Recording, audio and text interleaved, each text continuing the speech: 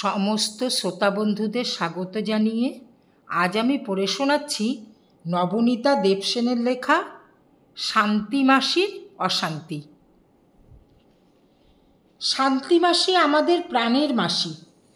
রাস্তায় যত কুকুর বেড়ালে তিনি মা তো বটেই, প্লাস তার বাড়িতে আছেন বিঙ্কি দিদি, আমাদের মাস্তুতো বোন। আমাদের বিঙ্কি দিদি আমার ভাইপো জোজোর বিঙ্কি পিসি।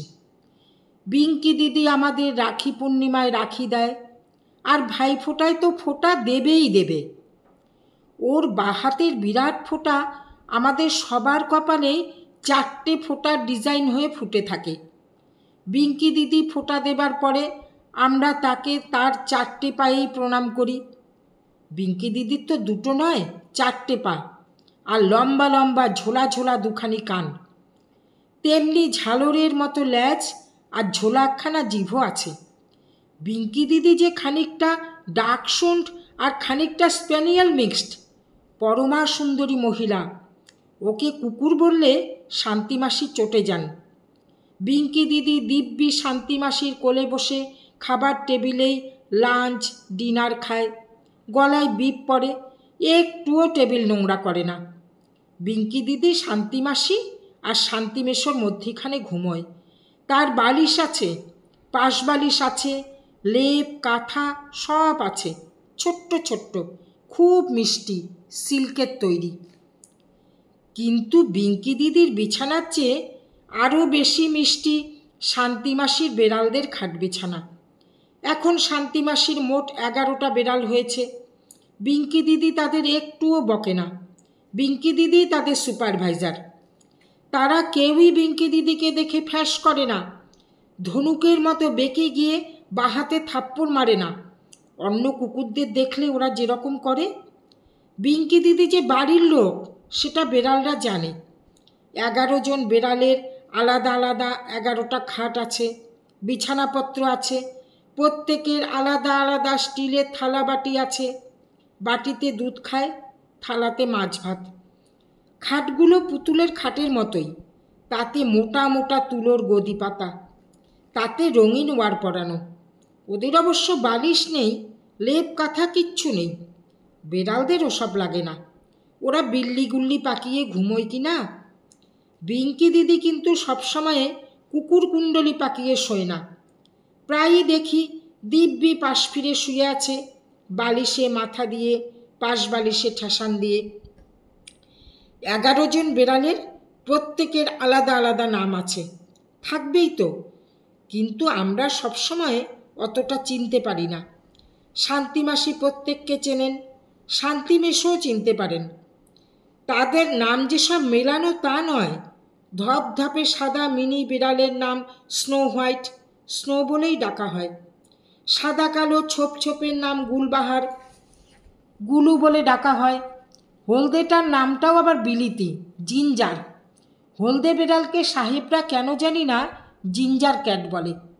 কালো সাদা ইকরি মিকরি ডোরা কাটা একটু একটু বাঘের মতন যেটি, সে ট্যাবি, সেটাও ইংরেজি নাম। সত্যি বাঘের মতন কালো হলুদ ডোরা যেটা, তার নাম বাঘু।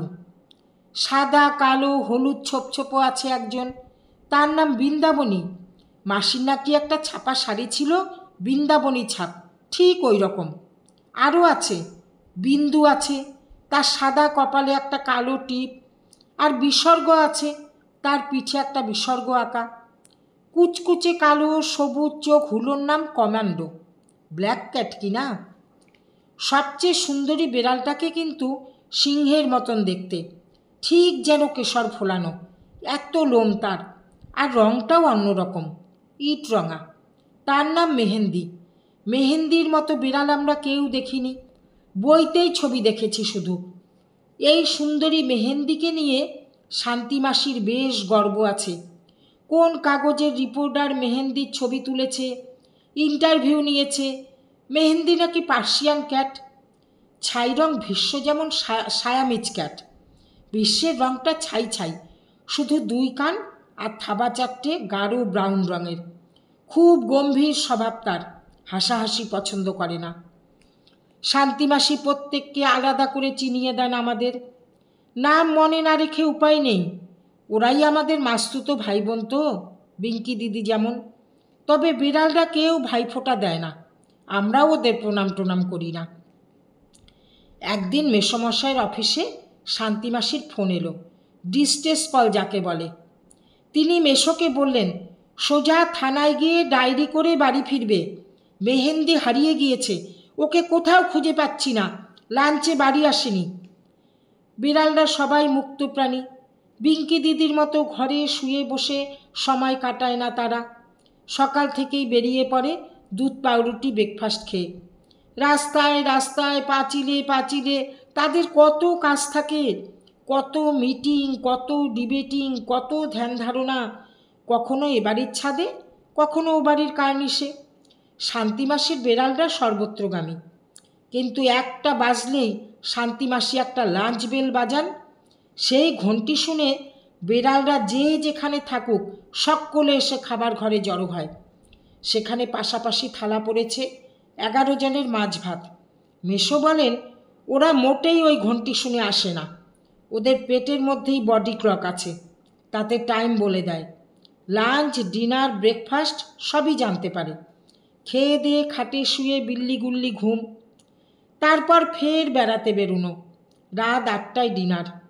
আহা, আমাদের যদি শান্তিমাসির বেড়ালদের মতো কেউ পুষত, কি মজাই না হতো। সারাদিন বেড়াও, কেবল খাবার সময় আর ঘুমের সময় বাড়ি। স্কুল নেই, বাড়ির কাজ নেই। বিঙ্কি দিদির তবু বাড়ির কাজ থাকে, বাড়িটাকে পাহারা দেয় সে। কে এলো, কে গেল, সব কিছুর হিসেব রাখতে হয় তো বিঙ্কি দিদিকেই।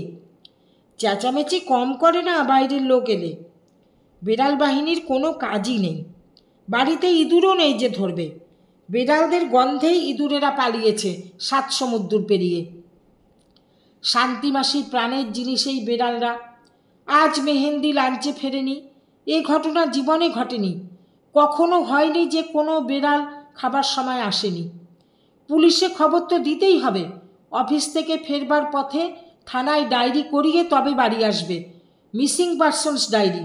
নিশ্চয়ই ছেলে ধরাতে ধরেছে আমার মেহেন্দি রানীকে। মেসো এমনিতে খুবই মাসির বেড়ালদের স্নেহ করেন, কিন্তু এবার বললেন, না শান্তি, পারবো না। আমি বেড়াল হারিয়েছে বলে মিসিং পারসনস ডায়েরি করাতে পারবো না। অপেক্ষা করো, মেহেন্দি ঠিকই ফিরে আসবে। কোথাও পথ হারিয়ে ফেলেছে, এলো বলে। শান্তিমাসি বললেন, ঠিক আছে, তুমি না যাও, তবে আমি যাব থানাতে। এই বলে তিনি পাশের বাড়ির ছেলে বাবুসোনাকে ডেকে বললেন, বাবুসোনা, আমাকে একটু থানাতে নিয়ে চল তো বাবা। বাবুসোনা তো অবাক, কেন মাসিমা, থানায় কেন?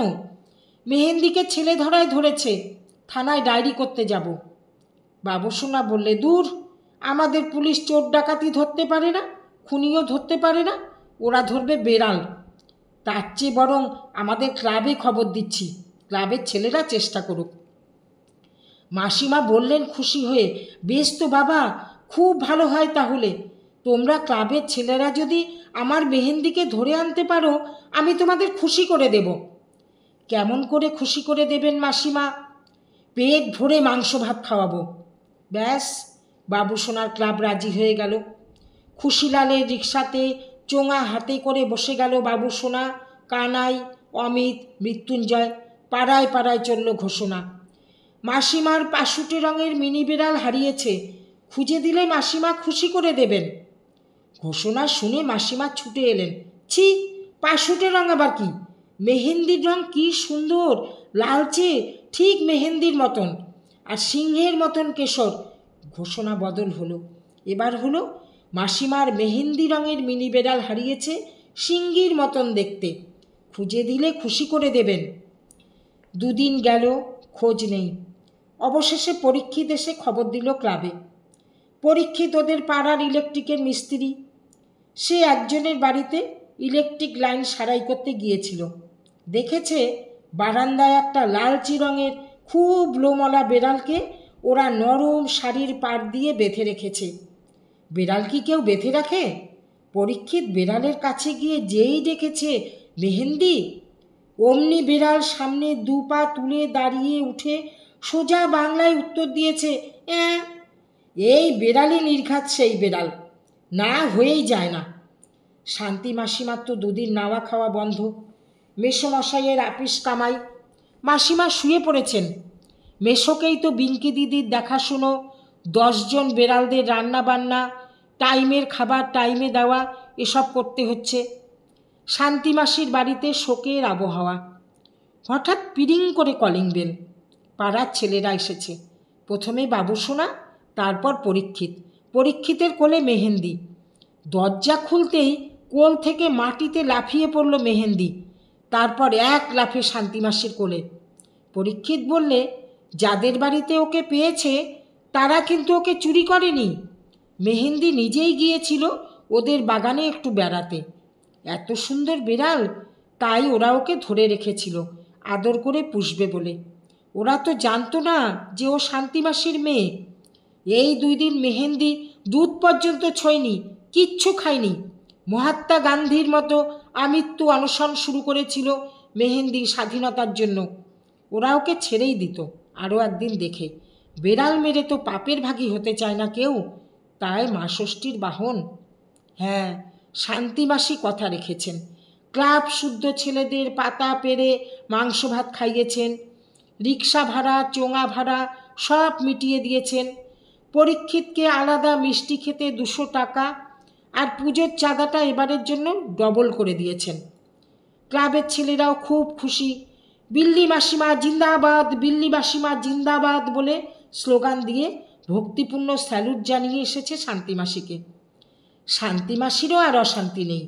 গুনে গুনে 11 জনকে খাওয়ানো, গুনে গুনে 11 জনকে শোয়ানো, সবই চলছে যথারীতি। মেহেন্দি কেবল একটু বেশি বেশি আহ্লাদি হয়ে পড়েছে। বাড়ি থেকে বেশি দূরে বেপাড়াতে তো আর বেড়াতে যায় না। ওকে পথে দেখলেই যে পাড়ার ছেলেরা বাড়ি যাও বাড়ি যাও বলে বকুনি দিতে শুরু করে দেয়। আজ এই পর্যন্ত। সবাই ভালো থাকুন, সুস্থ থাকুন, আনন্দে থাকুন।